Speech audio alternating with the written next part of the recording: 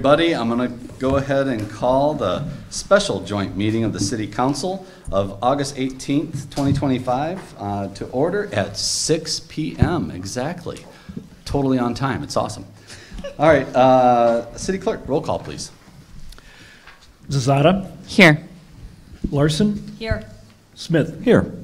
Carlson. Here. Powell. Here. Verbic. Here. Walker. Here. Mayor Barnes. Here. Present. Chair Neely. City Clerk, would you please call the roll for the Financial Advisory Committee? Babcock. Here. Callaghan. Here. Neely. Here. Olinger. Here. Perkins. Here. 5 present. Fantastic. Now, moving on, I would take a approve the agenda. I need a motion to approve the agenda as is. City Council. So moved. Second. Moved by Alderman Carlson, seconded by Alderman Verbic. Any comments or questions on that? Hearing none, roll call, please. Larson. Yes. Smith. Yes. Carlson. Yes. Powell. Yes. Verbic. Yes. Walker. Yes. Mayor Barnes. Yes. And Zazada. Yes. The agenda has been approved. Chair Neely, you want to ask for a roll call? Yes, I do. Brad Hoy, would you please call the roll for the Financial Advisory Committee? Callaghan. Yes. Neely. Here. Olinger. Yes. Perkins. Yes. Babcock. Yes. 5-0. Awesome. Hey, Chief, everything good? Chief Byrd, everything good? I heard there was a thing. Yes. Okay. Everyone's okay, though? Yeah, everyone will be. Okay. Thank you. Glad to hear, glad to hear. All right, moving on to agenda item D, public participation. We have none, so we can move right on to agenda item E, consideration of the proposed FY 2026 budget. City Manager Nicholas, kick us off. Thank you. Can you hear me? We need popcorn, like, you know? Sit here and munch as you're talking. Yeah. Yeah, you got to tell us our game. Well, good evening. Thanks for coming out in between the raindrops, and to our newest members, welcome. We Wait. typically, Pledge of Allegiance. it's not on there because it hasn't usually been done at this joint meeting, I but wanna if you'd do like it. to do it under public participation, we can. I would. Yeah, we're good? All right, let's go ahead and do that. And City Manager Nicholas, you want to lead Yes. us in the Pledge of Allegiance for this council meeting? Thank you. I pledge allegiance to the flag of the United States of America and to the republic for which it stands, one nation, under God, indivisible, with liberty and justice for all. Thank you. Thank you, City Manager Nicholas. All Thank you. right, please continue. Yeah, thank you.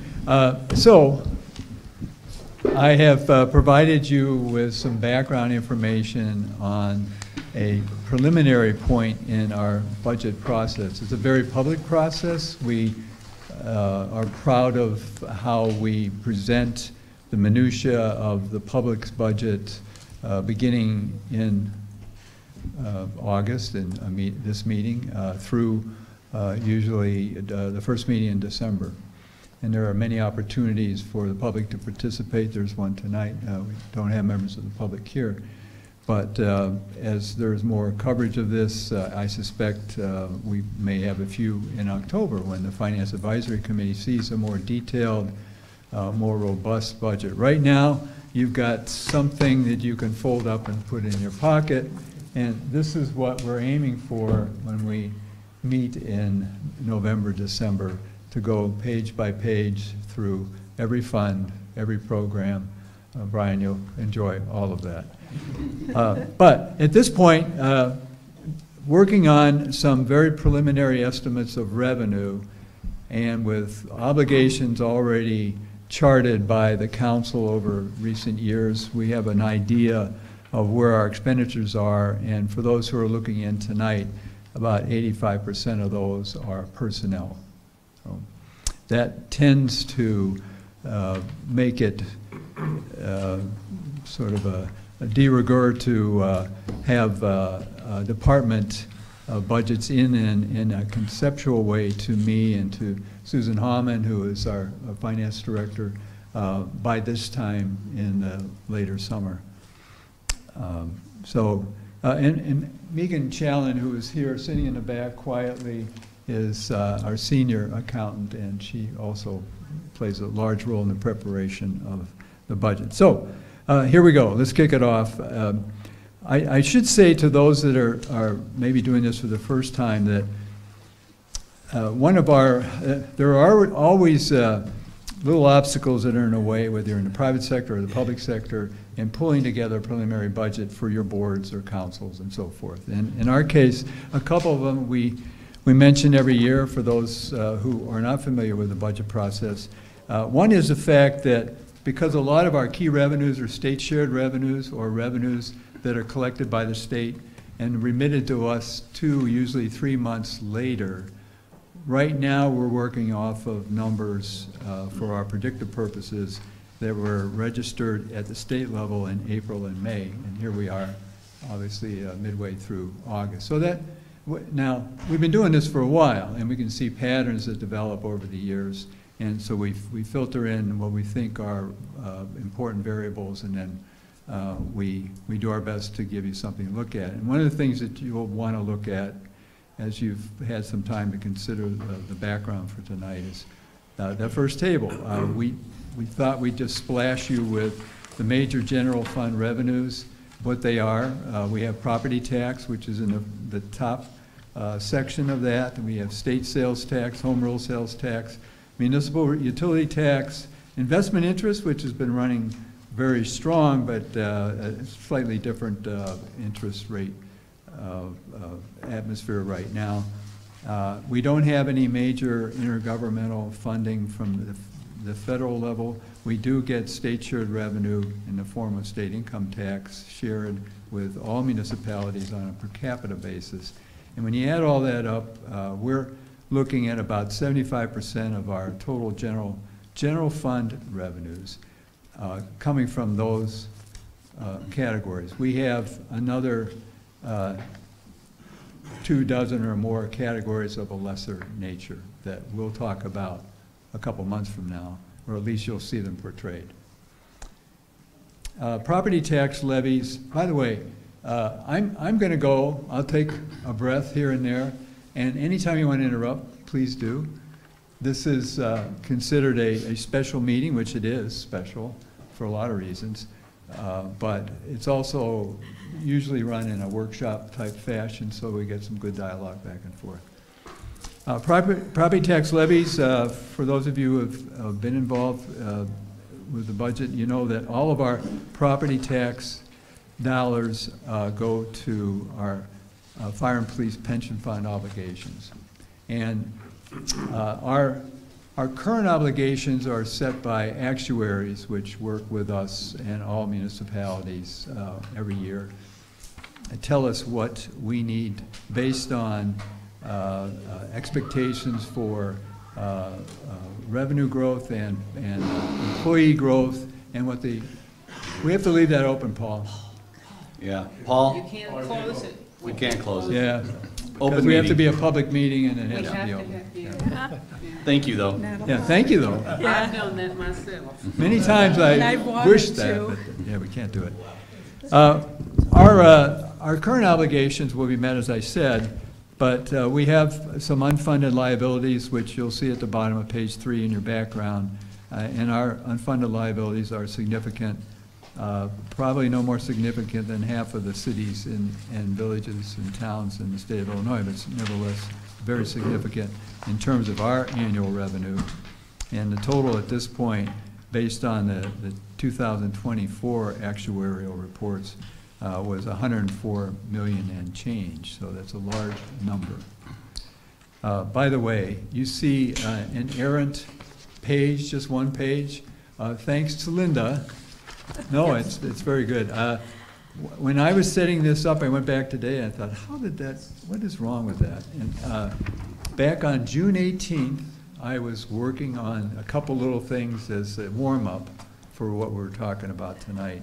And this was one. It's an important source of revenue, obviously.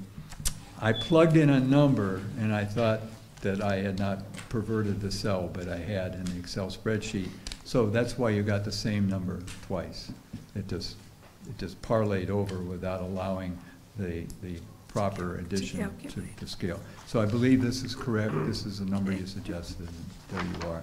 It didn't change the 2026 actuarial projections for the budget that begins on January 1st, 2026. Okay, I'm spinning through this. Stop me if you want me to, or you want me to slow down. So we obviously have, we have one, that's a structural, we have two structural problems in our budget. And I'll get to the other one later on. It's on the capital side, but this is on the operating side, and it's something that we have been wrestling with for some time. The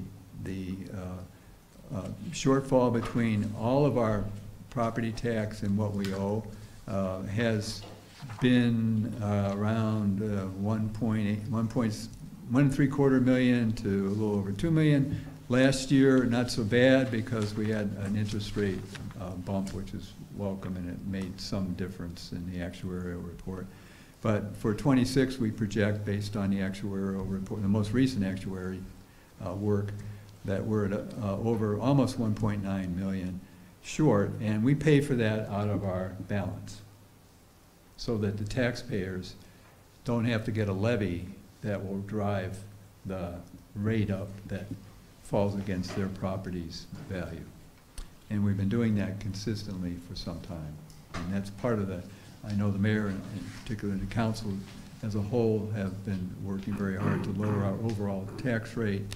That's the aggregate rate of all the taxing bodies and ours in particular, and we've been leading the way, even though it's kind of the tail wagging the dog. We're less than 10%. It's actually less than 8% now, but it used to always be historically around 10%. We always had a little bit. You pay what we need to for the pension funds, and we had a little extra for we could pay our IMRF pension, which is a separate pension system. We could, Social Security usually came out of that, and now a little more, maybe a pickup truck or something. That's all gone. It all goes in another direction. So the resolution of this challenge for us is beyond our own means at this point, and I can say that we have allies in trying to find a way out of this, and part of that is amortizing the system and the debt at all levels in a slightly different way.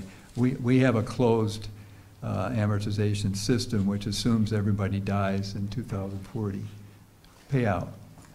There aren't any banks that I know of that when you get a loan, it's not assumed that you're going to die or if you do, there's obviously other securities, but also interestingly, you can amortize your loan periodically as possible between your relationship with the bank and yourself and your family.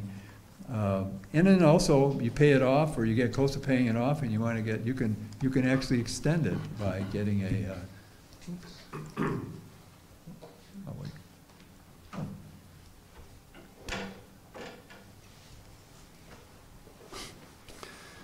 City manager, just a little clarity on that. Yeah. So 2040 is when the police and fire pension has to be 90% funded. That's right. Right. Which is incredible. I mean, 90% funded by that time. I started to say we have some allies in this. So the American Federation of Firefighters, or Associated Firefighters of Illinois, my apologies. Ultimately, on the police side, probably the FOP, although there are other agents there. Obviously, the state legislature and the Illinois Municipal League, which represents the cities and towns, most of them in the state of Illinois. We have to all come to the table and figure out what we're going to do. I think maybe in the long run it'll be some kind of a rolling model, not unlike the bank model, maybe with slight changes. But in the last general session, despite what I'm portraying, what I've been portraying to your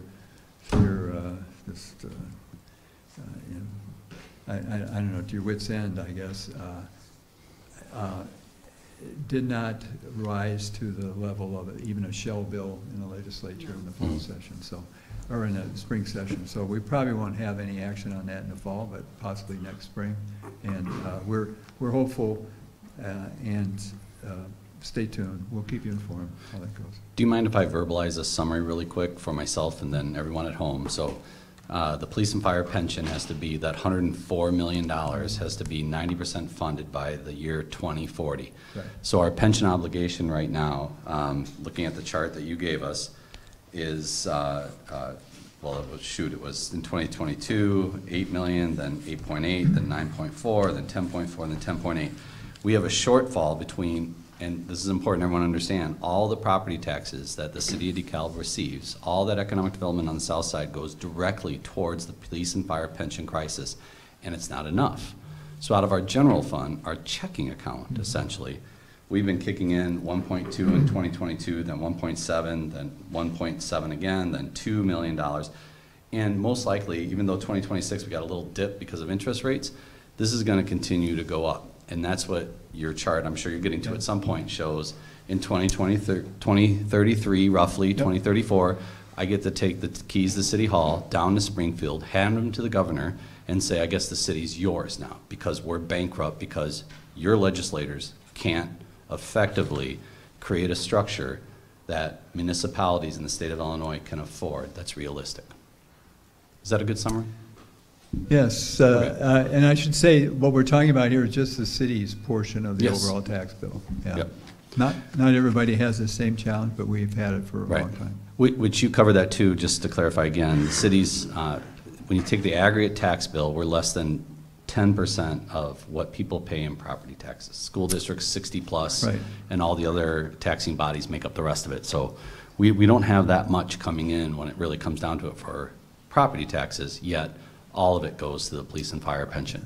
And that has nothing to do with our amazing police officers and firefighters. This is our state legislature mismanaging money, and people in the past mismanaging money that got us in this position. I just want to clarify that. Yeah. Okay, so all right, I'm done.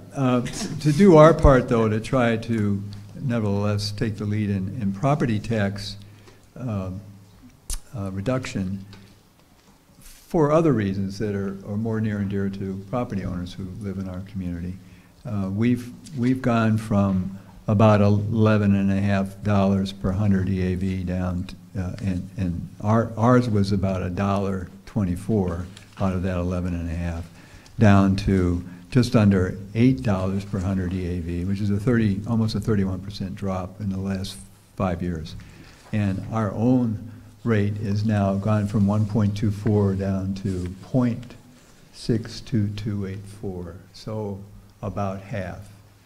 And when you're one of the smaller portions of that overall tax bill, even if you gave it all back, it wouldn't make, at this point, say a 10% drop, or even a 5% drop probably. So there's only so much we can do, and we'll see as we go through tonight's conversation. We do need to look to our own natural revenues and what they are expected to cover on the operating side.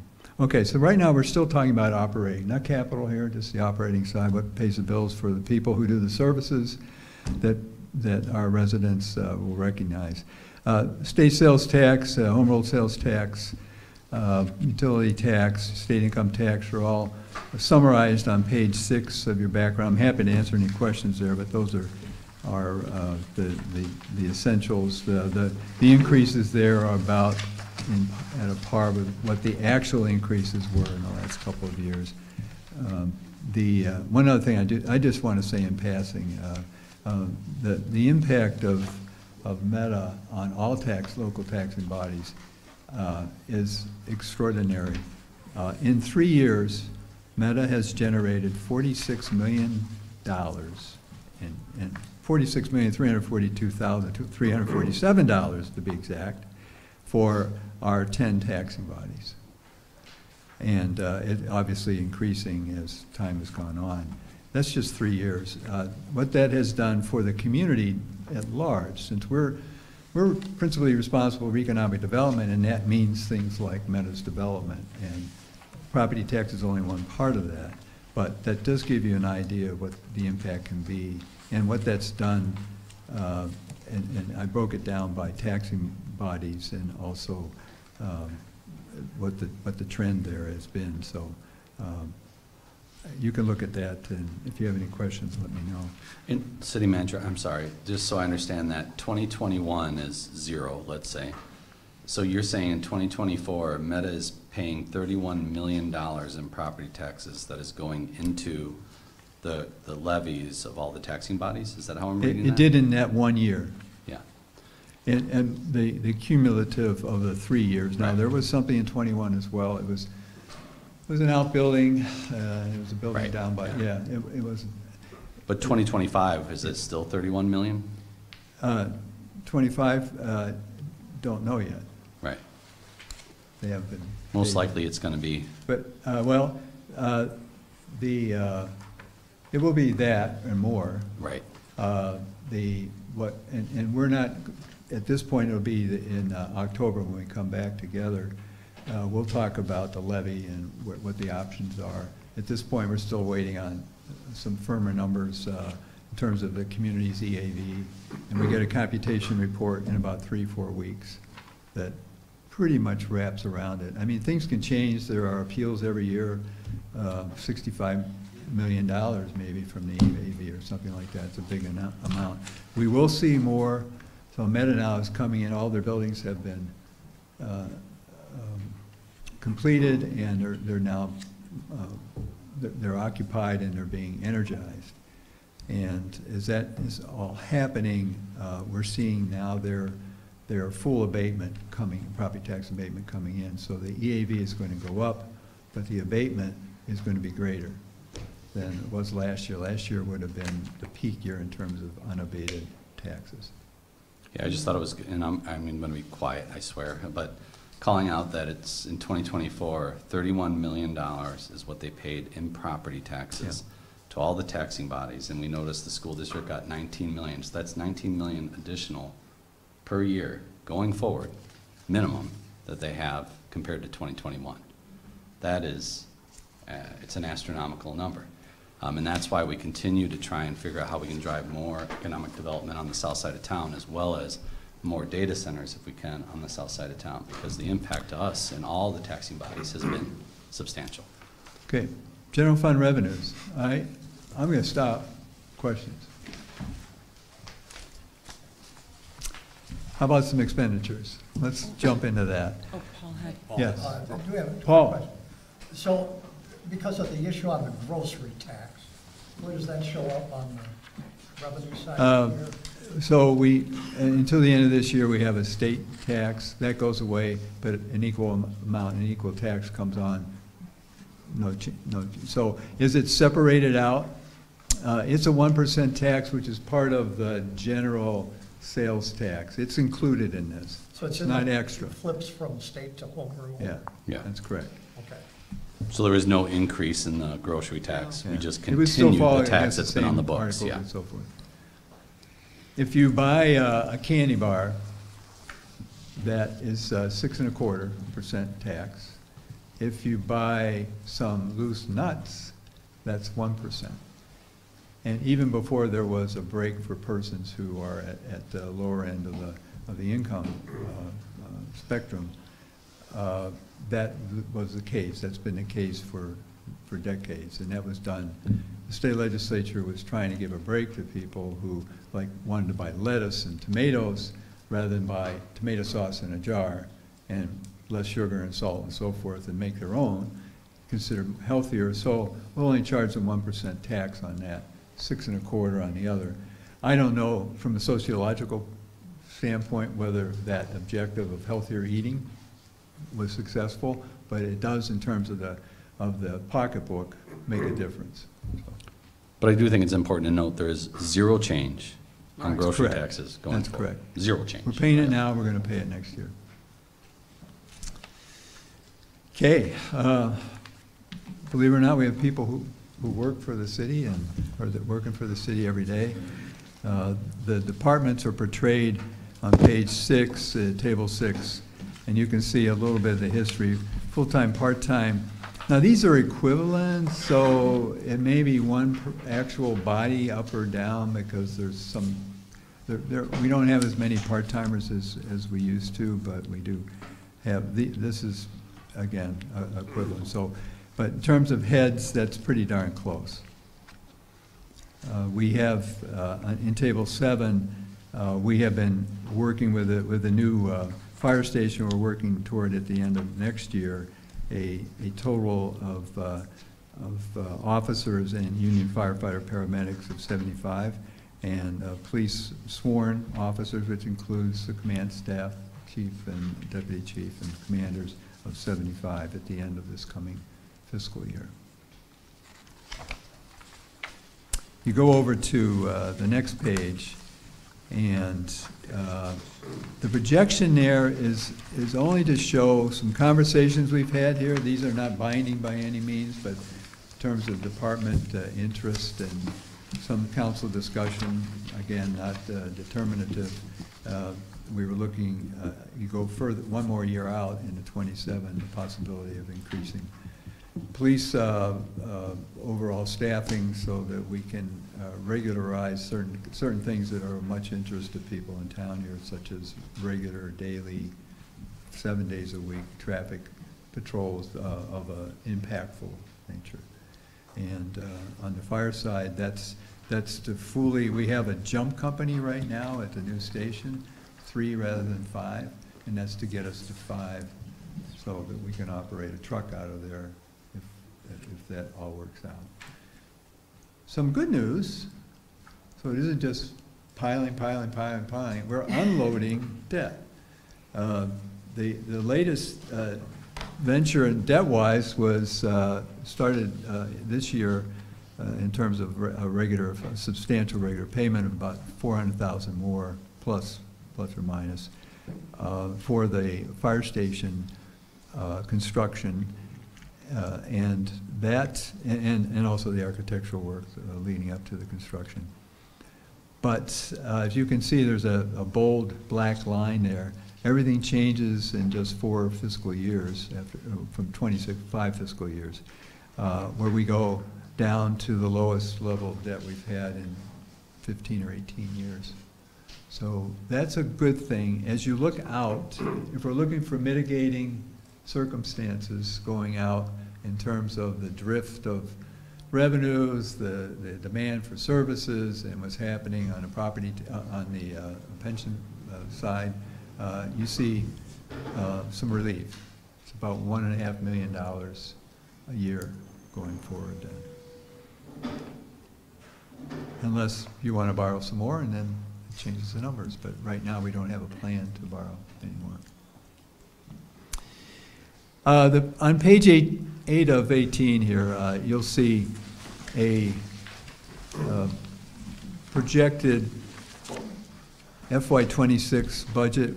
We have gone through, Susan and Megan and I, in working with the department heads who've helped us down to line items, which we're not ready to share with you because there may be some horse trading and some things going on, independent of whether we're directed to do this or that, but there's some more things to know. We have a balanced budget for trade here. Not by a lot, just under 300,000 in terms of projected net at the end of the year, which is about 64% of the expenditures. That in I should say the ending fund balance is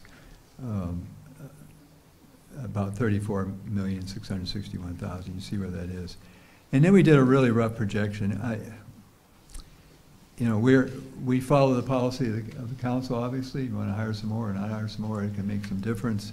But projecting along the lines of what I was just describing on the personnel side, you see here that we start to dip down. In that chart that the mayor referred to, that bar chart with Armageddon on it, which is on page 4, you see the swing.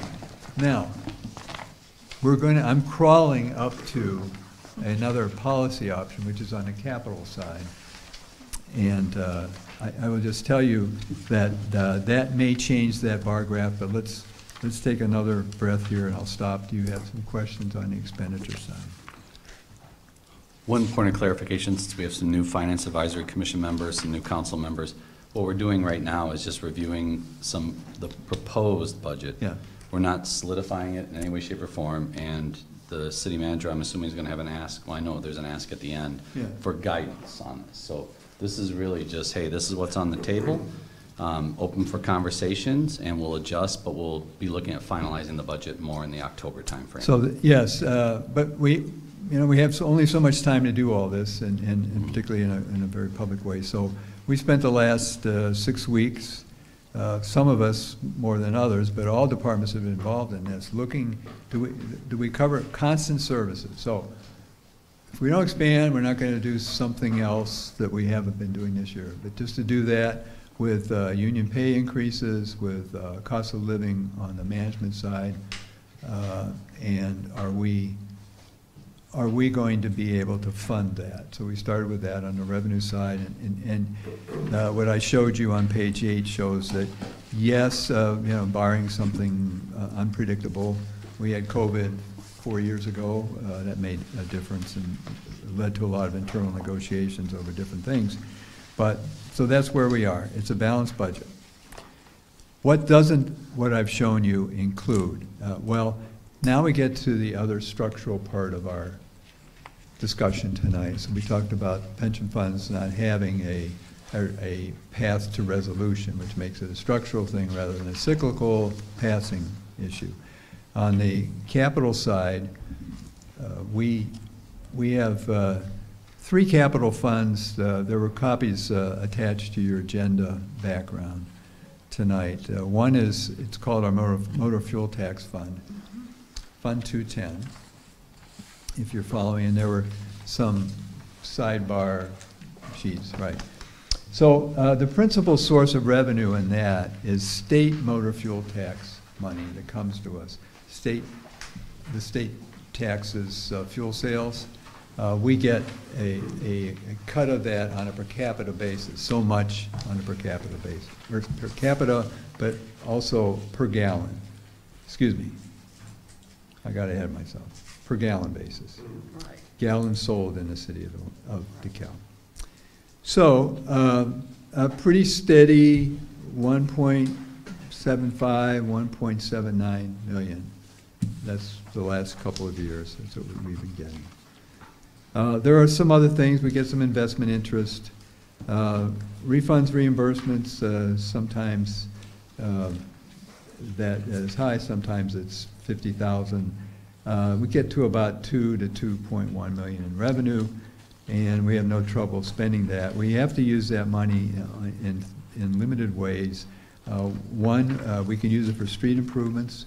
We can also use it for street lights. We have an obligation. Many of the street lights in DeKalb are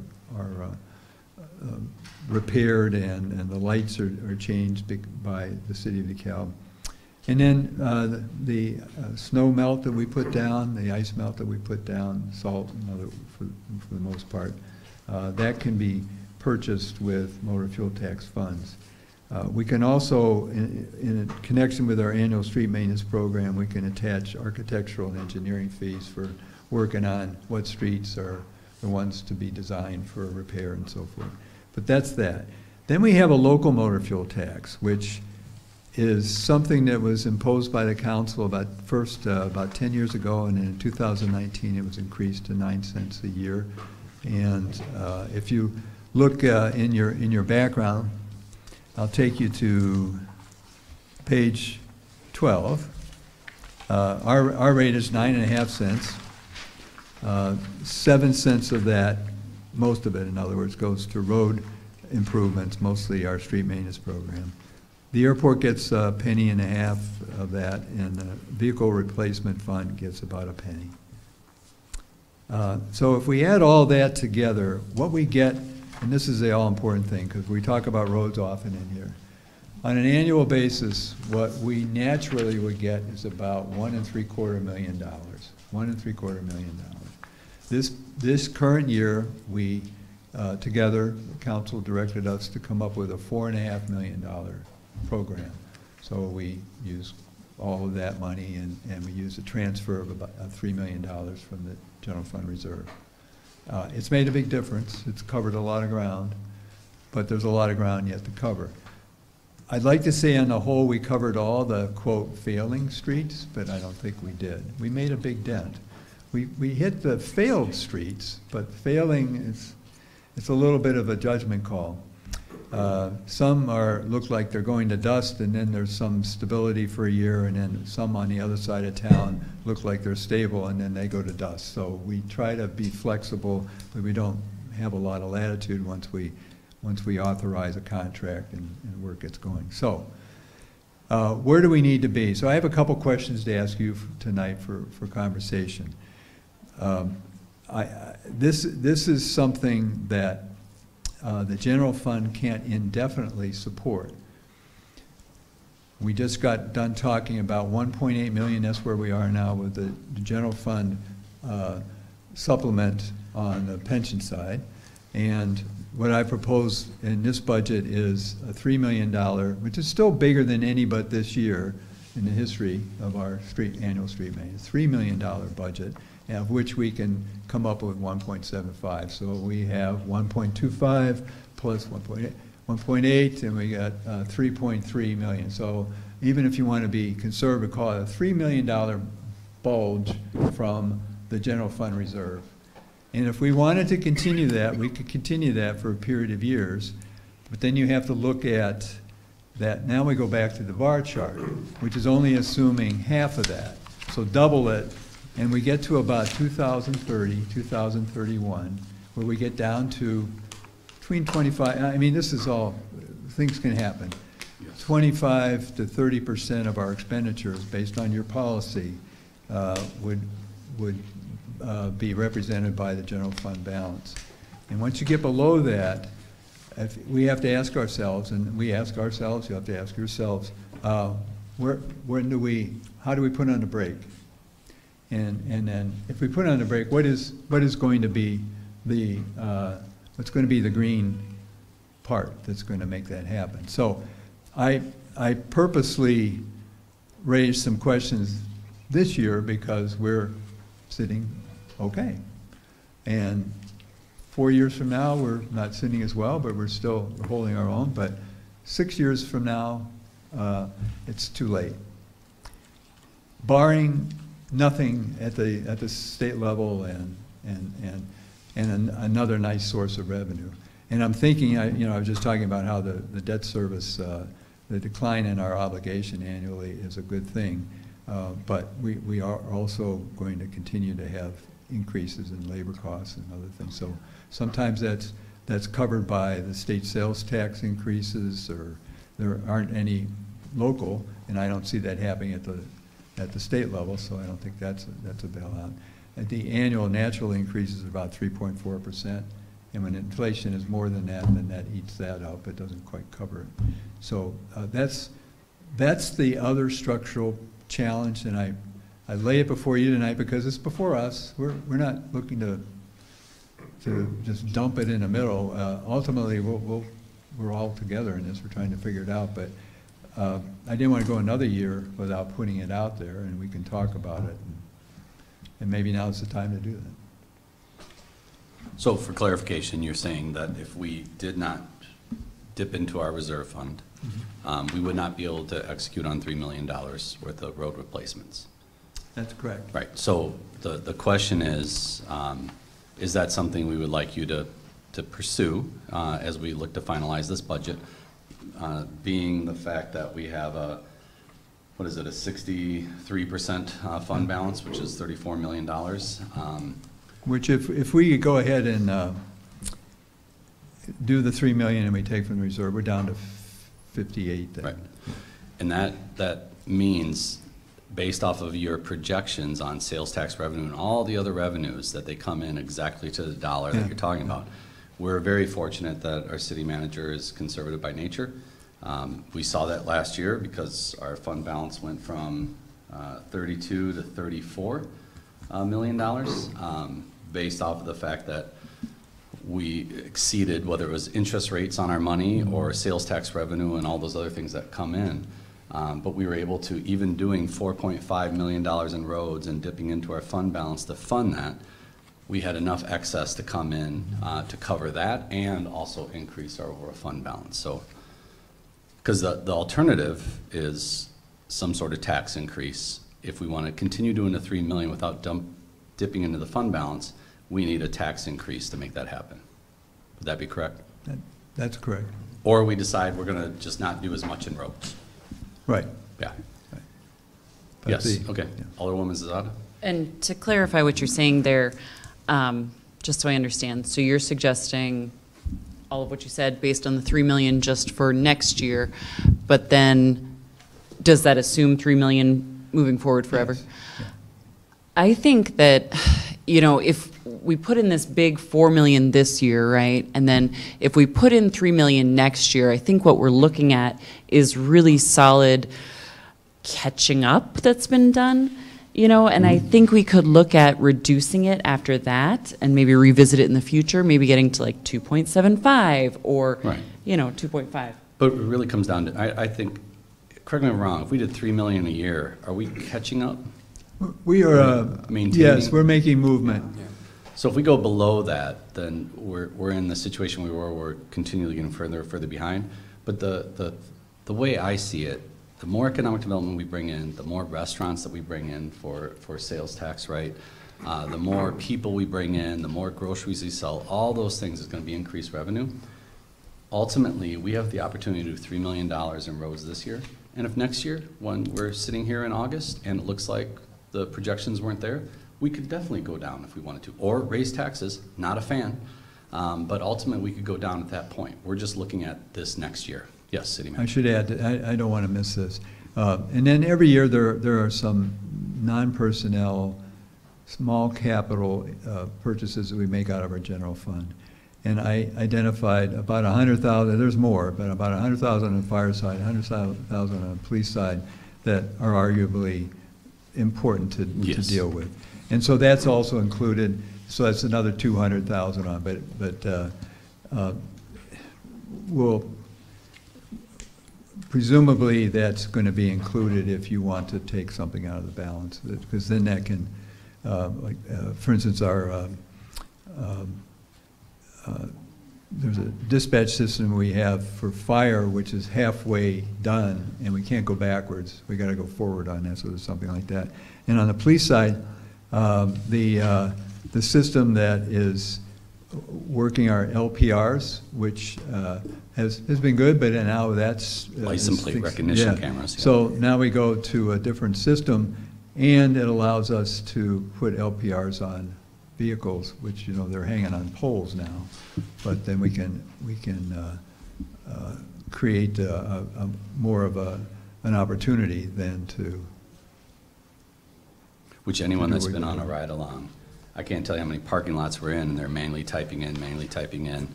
This allows us to literally roll through a parking lot and identify warrant out for their arrest, stolen vehicle, automatically triggers dispatch, and off we go. So it's a force multiplier, I would see. I see the chief nodding back there. Just a heck of an addition to our police department, which is awesome. But those are $200,000. The real thing is, do we want to exceed the revenues that we have coming in? Do we want to exceed that by, I didn't do the math on this, but let's say it's $1.5 million, So, 1.7? yeah. So Just under 1.7 1.5. more to hit $3 million in roads. So let me be clear. Yeah. This is not one of those city manager things where the city manager looks good and tries to make everybody else look bad. I support taking money this year out Yeah. because we've made a big difference. But I want you to know, I know it, I'm Yep. living it. I just want you to know what the difference is, so that each year we see, you know, this will be a trend for a while, and we see what's happening, and you can put the slows on any time, but I would be not very responsible if I just glanced over this and said, don't worry about it, we'll make it. Just so you know. Did you have a comment, Alderwoman Morrison? I think it's kind of been addressed in that I thought kind of our whole focus as council was to try to get all the vehicles that we could get them to where we're replacing them within their lifetime. And then same with the streets, that it's like, eventually we'll get to that point. And so I think we were so far behind that we have to, as many years as we can, push forward to try to get to that, so that future councils can be like, we have this many miles of roads that are gonna go bad this year, pretty much. I mean, that's what we're hoping 100%. to turn over, Yep, agreed. so. Oh, Alderman Smith? You figure you were waiting, weren't you? Yep. I agree with you, Bill, on that part. Question though is, as we push this out, once we get to where our bond start to fall off, Yeah. we could, or future council could shift those dollars for bond debt over to roads down the road, if we make it that far. Would We that could be- bond for roads. I don't even mean take a bond, I'm saying use those dollars for our payment. Oh, yeah, I mean, to yeah, roads. it's money saved in effect, it's Yeah. not being spent on the bondholders, so. But what I'm Because saying. you're referring to the 1.5 million in 2030 or whatever. that- Right, Yeah, so if we right. can keep going, I guess, the way we're going, Good. I mean, And it also frankly will be needed eventually on, incrementally, I should say, not eventually, on the personnel side too. Right. There's so much. I mean, If we hold everything out, every other revenue the same, then we're gonna need some. I mean, we are making such great progress on roads, everybody will probably agree that we've never done before. Even though was a mess, but that's all right. Every time I turned around, I was running into a lead replacement or no roads, which is fine, everybody's happy now. But I think I agree, we need to move forward, we need to keep chugging away, and we're better than we were before, and I want to keep that moving, because I'm sure everybody's number one complaint is roads. Yeah. So, city manager and finance advisory commission will definitely time to delve into more things, but just staying on this topic of roads, what I'm hearing, to give you the hat nod that I think you're looking for, is I think council is open to a budget that means we will take some money from our fund balance to be able to dedicate to hit the $3 million in road replacement next year. And we understand that that could lower our fund balance if all of your revenue numbers are accurate. But that fund balance of right now $34 million is taxpayer money sitting there, earning some interest, but not directly benefiting the taxpayer. Dedicating another 1.5, 1.7 million towards our roads, I think, is a huge benefit to the taxpayer. And I think I'm seeing heads nodding, majority, that this is a direction that we would like you to take, at least from a council perspective. But I would look for the Finance Advisory Commission for any comments or any other comments as well, and council. I'll say one thing on the streets, it's Yeah. not just streets that we need to attend to in the next year and for a couple of years after that. And probably every year we ought to look at this. There's some sidewalk repair, but the biggest problem is the alleys outside of the residential streets. There are some alleys that, they get worn down, they never really had the proper road base, and they get pounded with the heavier garbage trucks. Those older parts of town where people have garages in the, at the end of the backyard, and there's an alley, and that's where the garbage, so people drag that out or go out there and throw stuff in, and then the garbage truck comes, and now the ruts are so low that a subcompact bottoms out, because the wheels aren't touching agree there. anything. So, now, the good thing is, per running foot, it's cheaper to repair those. You do a lot of, it's not more than milling, obviously, you have to get in there and you gotta scrape it down and find a level, and that's gonna drain, that's another problem without draining in everybody's backyard. And if you have to put in drains, that adds up for the cost, but on the whole, not only do they need to be done, but they can be done a little less expensively running foot-wise than a 36-foot wide street, which is what we have. But all the alleys are good in the 4th Ward, that's what I heard. No. No, So, thinking of all of our wards, Alderman Smith was contacted, and so was I. There's an alley on between 6th and 7th Street behind the DeKalb County Housing Authority that it's embarrassing. Like if you drove it, it's just embarrassing. So I love the thought of next year, let's start not doing them all, but start chipping away at that. Absolutely. Yes, Alderwoman Zazada. I'm going to ask a really basic question, and I apologize, maybe there's an answer that I just don't see. But looking at our outstanding general obligation of debt on Table 9, Right. page 7, and then just thinking about our general fund balance, to me sort of begs the question, is there any benefit in paying down the debt obligation sooner? Does that save us $19 million in the end? I don't know, just a thought. Well, that's an old argument, right? I mean, not an old argument, but it's an old challenge. Figure, should you pay it down? It's like you got your mortgage. Should I pay this down right away? But most people say don't do that because incrementally we can afford a year, but it's a little harder to afford the 10-year piece of it, and that would be about what it is from here. So, and the rates were pretty good. Yeah. Now, if we were paying 9% interest, I'd say let's dump it and, you know, just, or refinance it in some way. But, so my reaction is let's stay the course here. We've got four fiscal years and then we reach that plateau.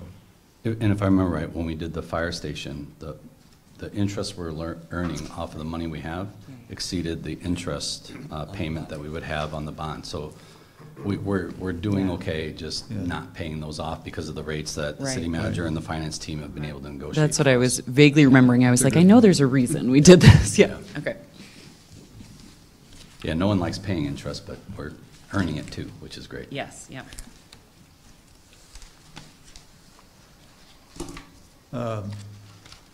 So a couple other things. Every year there are department wish lists that come our way. Susan's fault that they don't get it. I'm always there for our departments. But the one thing that I'm considering this year is to address a problem that we've run into in the last couple of years. We, especially when we're doing a more aggressive street maintenance program, we don't have a management analyst or somebody at even a higher level who can deal with, there's a couple of financial, there's components, I guess we'd say, to street maintenance which have to be attended to all the time. It's different in the summertime than it is in the wintertime, and in the wintertime when you're trying to settle up, like some months usually after when all the materials are accounted for and the contractors finally get in the numbers after 60 or 90 days, and it's around the holidays and then they don't quite get everything to us and we do it in January. Well, we have to know how we did the year before we budget for the following year. It could be that there's no error, but it's nice to have the sense of timing so we know what we have to have on hand for that next year and the next year after that. And when that doesn't smoothly happen, and if the engineer is primarily involved in field work during the heat of the construction, and then planning and testing core samples and driving the city and so forth and designing during the winter months, then who does that? Well, if it's one person that does all that stuff, I think that's where you can have a problem. So although I don't identify it in the tables on 6 and 7 where I talk about FTEs and so forth, as you know, we're in the search for a city engineer right now. And we've had a few, it's a busy time of year, and we've said this before, it may be that there are some good ones out there that just don't know about us, but we're really beating the bushes hard. But probably the really, really good ones that we'd like to snare for at least interviews are happy where they are, or they're just damn busy, one or the other, or both. So who we get and what their talent is in terms of the back office stuff, and everyone has to have it, every department has to have that talent in some fashion or another, will tell us how far we go on that. let's call it a new position. We've had management analysts in our organization since I've been here who've been just outstanding. Now, they've gone on to be assistant city managers someplace else, but they've been able, you give them that task, they can mince it, slice it, dice it, and help. And they know something about the topic. It's not just numbers, numbers, numbers. But I want to know, I'd want to know just a little bit more in the next couple of months about, let's see how we go with that. We'll find money to have in the budget so that I can assure you that we'll have some assistance in that way. That's the best I can do right now. It's still Commissioner Perkins.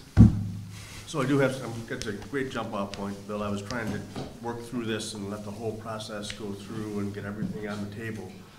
But I think the wish list piece is a key part of the budget process, where we know, here's the history, and then here's what we're looking at going forward. One of the things that I was hoping, I'm glad you jumped on that, is something that focuses on some process improvement. Not so much about the people, but about the process. And the process that I'm thinking that I would like to see some work on is on that project variance identification piece. Once, you know, we got a lot of big projects that we've done, and once those projects get down the road, the one thing I didn't like to see when I was up there or when I was in the finance seat is a surprise on a project. So the sooner we can identify those surprises, communicate those things, then we can develop some corrective actions potentially, or at least communicate that surprise and talk about it. So more specifically, what does that mean in English? Over the years, we've had projects where we've had some surprises. Had some surprises on Peace Road, had some surprises on the bridge thing where additional monies are spent. Now, does that mean it really cost us anymore? I don't know that. But I think the communication of that variance and then discussion of that variance gets it out front of all of us to identify potential corrective actions. And is that kind of where you're going with potential? Now, Yeah. That doesn't mean, one second, sorry, that doesn't mean that someone isn't doing their job. I'm not suggesting that. You know, on the financial side of things, we've gotten award after award that we do it, our financials are representative of what's actually happening.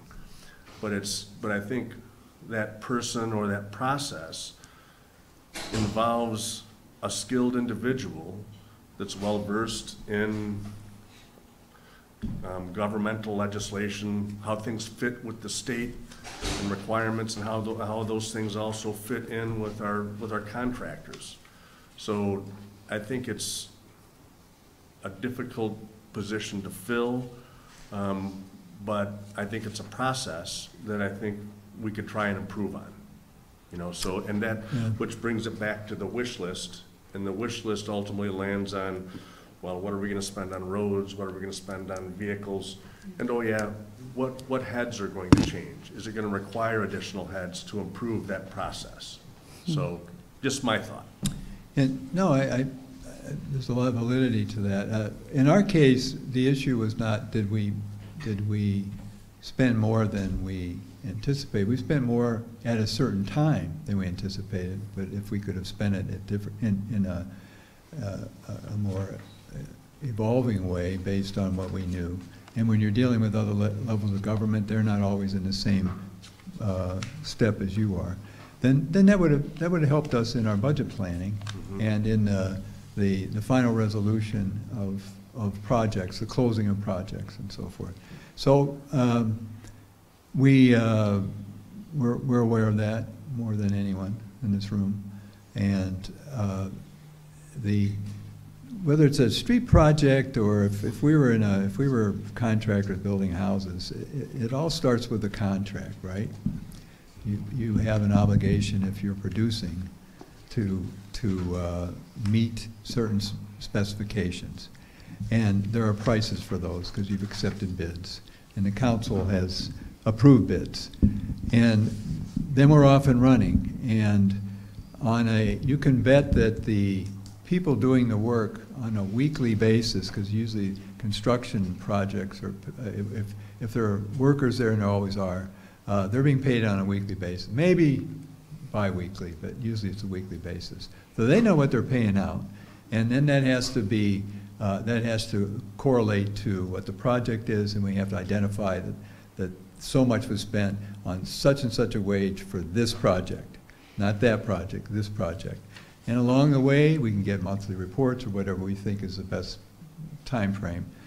And at the end, we put a bow on. Now, we know, we may not have paid out the final number, but we know what the final number is, subject to, particularly if it's a state job, somebody at IDOT at the highest level, maybe at Springfield, saying, putting a stamp on it saying, yep, that's the number, based on 5 people that they have working for them. But if it's a little different number, great. But it shouldn't be much of a difference. It should be about right, because if you're in, so some of it's communication, some of it is the strata involved, you know, different taxing bodies, but some of it is just week by week, week in, week out, following the bouncing ball. Where are we, and what can we know at this point? If we know everything we can know, great. If there are change orders, we bring them to you for the most part, unless it's some minor thing that's allowed in some type of a contingency. So we don't have somebody like that, and right now I don't have an engineer either. So I think we have to hire. We're going to get the jockey. We're going to have to hire the horse first, so we can run the race, and we got to get that done pronto, because we should be by, you know, November, December. We're filing up projects, and we're already, if we go to bid, say in February, March for street maintenance, we should be full tilt in the design of what that should be. And Commissioner Perkins, so I think if I heard you correctly, you know, and so we're all clear right now, you know, we increased our spending on roads astronomically this last year. Yeah. And to put that on a city engineer to keep track of everything while being out in the field, making sure people are doing what they're supposed to do, really is an unrealistic expectation. And it leads to some of the issues that we had in the past. Realize with the incremental, not exponential amount of money that we've been spending on roads and all that project work, and now not having a city engineer, it falls on Bill and some of Bill's staff to make this happen, which is not fair to our city manager and not fair to his staff. You're right, hiring another engineer, we got to get one in. We've got way too much going on. If we're talking about $3 million, that's a lot of road work that needs to happen. But it is unfair that this falls on just an individual engineer, or now our city manager going forward to keep track of all the moving pieces that are happening on these projects. So what I think Alderman Perkins is saying is, let's, if it's part of our wish list, let's make part of that wish list having an FTE in there to remove some of the responsibility off our engineer, remove some of the responsibility off of our city manager, have additional oversight that hopefully will bring more clarity and more transparency to the projects that we have going forward. Is that accurate? That's it, because really, it's, in my mind though, it's not limited to just streets, you know, because if we look at other things that we have on the docket. A water tower, it could be anything. It could be a water tower, where we've got this transportation center that's coming down the pipe. Still live in the 4th Ward. If we ever get to a point where we do anything with Route 23, that's going to be a project that's going to involve the state of Illinois. And how do those things ever really work out? You know, and Peace Road is going to be an evolving thing for, as it has historically. So I guess my point is there are going to be projects that are going to require that special set of skills for someone to ensure that they're coming in where we expect them to come in, so we don't have a surprise, you know? So just to let you know that this isn't brand new insight. It's a process. Just before the city manager left, before the city engineer left in April, we had been for 6 weeks in a search through our HR department for a project manager. Now, that required the skill of somebody who had been working out on street projects for a period of time. But there was a component of that, which at that time we thought was adequate, to also manage the financial, I won't say the financial accounting, but bring the raw material to our finance department, which can adequately connect that to overall budgets and so forth. And we have in our financial software, a project management system. So it just had to be plugged in. So-and-so sent an invoice, it went to we had a procurement process that, and a purchase order, so it would naturally fall into a slot. But we needed some more hands, and it couldn't be that person doing the design work, and then as soon as the weather turned, they're outside all day long. So that person was going to be inside, outside, and we were going to try to get the best of both worlds. And when we lost the city engineer, then we froze that search because we didn't know what we were going to get. You know, what's the strength of the new person? We don't know. So we're not surprised by that possibility at all. So based off of what Commissioner Perkins, got a pause, let's call you the Honorable Perkins, has suggested, I think I'd like some heads nodding with council that that's something we could also task the city manager and his team with, going back when they're designing the budget on how can we get this FTE brought into city staff. And I would advocate wholeheartedly that it's unfair if we don't to our city manager. We really need to have this component in there because it's one thing we can take off your plate, which you have so many things on your plate right now. And it's not highest and best use of your time. And it's not just me, it's others too. I understand completely, yes. All right, so I saw heads nodding. Okay. All right, so that'd be I'll great. bring that, when we come back in October, I'll have something. Okay. Anything else on the budget? Council finance, I'm not rushing us out of here, just calling the question. Oh, you mean about anything in this? Anything in this, right? I mean, well, Bill, you're done with your summary, right? Oh, one last Oh, thing. Well, hang on, Chair Neely. Let's talk about the airport. Yes, that's what I was gonna ask about. Sorry, I knew we'd get spend a lot of time on this.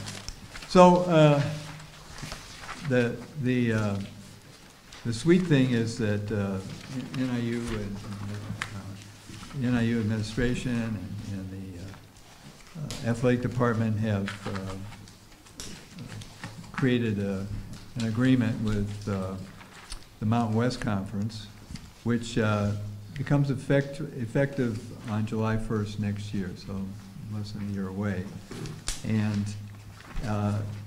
between now and then, and I don't think this is going to happen unless we figure out a way to land planes that can carry 100 or 120 passengers, we're going to be the only home venue that has to transport its folks from a more remote airport, whether it's Rockford or DePage or Midway by bus. And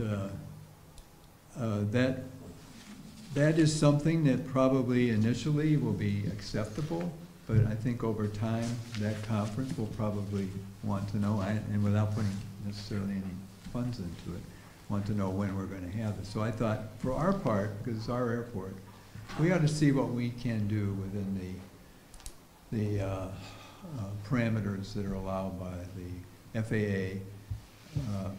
We do run private charters in and out.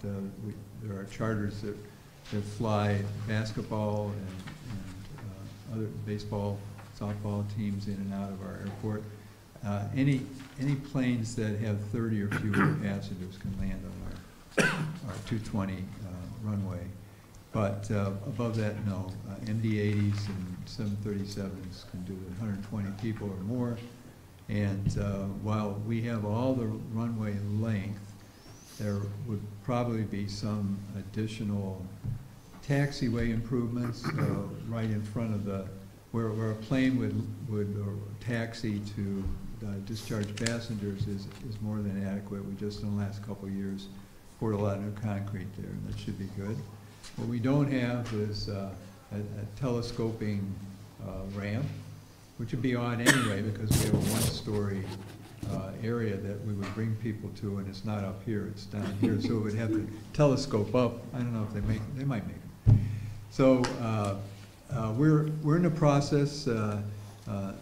Airport falls under Andy Rye in the Public Works Department, and our new airport manager is working with him, talking to other airports to see what they do, and also other other Mountain West Conference members to see what they do. I don't know that they all have the kind of Category 3 airport. We just have a general aviation. That would be another size. That would be a commercial airport. Oftentimes they also have a tower. We don't. We're not going to do that in the foreseeable future. So instead of $12 million, maybe it's less, and if we only pay 5%, we could probably handle the improvements that need to be done in the short term with some support. It probably will be some administrative and also some political support. And one thing that, I don't know what this might cost or who it might be, but I'd like to bring to the council at some point in the next month or so a couple options in terms of, you call it lobbying or you call it consulting experience, but people who can, at the agency level, make a difference, who have some gravitas. We've done that in the past. In fact, we raised about $40 million back in the 90s and the early 2000s to get our second runway, to get the taxiways, and that was in a different time, the salad days of general aviation expansion. But we'll see, and we won't know until we ask. And so I just want to let you know I'd like to pursue that, and then come back and report to you. Here's what seems to be possible. This is what's beyond our reach, and then we should explain all that to our colleagues at NIU. Let them know what they can expect, because they're going to have to start making arrangements, if they're not already, for those first games this time next year. Sounds good. Chair Neely, does that answer your question about the airport, or do you have another one? No? We had some conversation, and so that's just a good follow-up to here, so. Gotcha, good. Yes, Alderman Smith. Bill, a little side note. I heard over the weekend we pumped about 10,000 gallons of fuel at the airport. What do we make on that? Somebody I know was going to the Morgan Wallen concert. The pilot stopped here on his way, so. Off the top of my head, I can't tell you per gallon. This is Jet A. Jet A. Because it changes a little bit. I'd rather not say it, and then somebody will, no, that's not what it is. Yeah, where I'm going is We make good money on yeah, we are getting good money. I hear them come over. Here's one other thing for you to know. In next year, we're supposed to get another tank for Jet A that would, you need about 3,000 gallons for 737. And right now, the capacity just under that, so we would need that. We can't say, well, we can't top it off, so we can get you almost all the way home to Hawaii. But, so we'll have to, and then hopefully we get that built and in place, say by mid-year next year. Well, if you get the Air Force, that should take care of the federal government helping out, right? We could have people parachute. No, I just, where I'm going, I think Alderman Zazada agree, they are, Yeah. we're seeing traffic, we're Yeah. generating revenue out there, and This has an economic value. People have for years been telling us this, but I think if we actually had it, we could then start claiming this opens doors. Other charters could come in here for other things. right. That encourages people, if you want to have something for young and old, a different kind of venue, a recreational venue, a sports venue, that makes some sense then. And also, we're getting a lot of world-class corporations here. Right. They're flying in, but they're bringing in 6 or 9, and then they're going to other places for their larger conferences and business meetings. We can have them in DeKalb, and we have some big corporate structures now that can entertain large groups of people for business meetings over a period of a couple of days, and we'll have another airport, or excuse me, another hotel that might be able to. Yeah. So all that's just something to think about. Right. We're getting a lot of those, hey, here's lowest price, we're gonna turn around and land here. I think we're spreading the room, Yeah. the word. We're the best price in Right. Northern Illinois, no Right. doubt about that. Yeah, thank you. Thank you. Any other comments or questions? FAC, council? So you got what you need? budget with the 3 million, FTE on the wish list. Okay.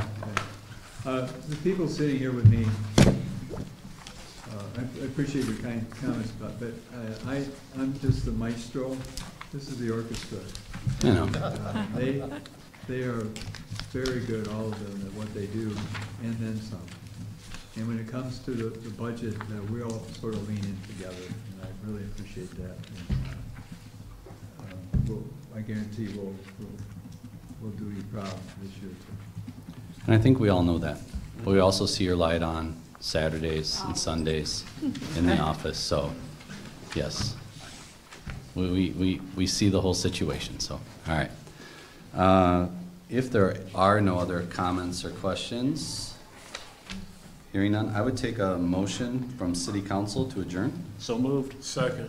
Moved by Alderman Burbick, seconded by Alderman Powell. All in favor say aye. Aye. Nay, same sign. All right, we are adjourned. FAC? Is there a motion to adjourn from back here? So moved. And a second, I think? I'll Got it? second. Thank you, and all those in favor, please say aye. Aye. Thank you very much. All right, we are adjourned.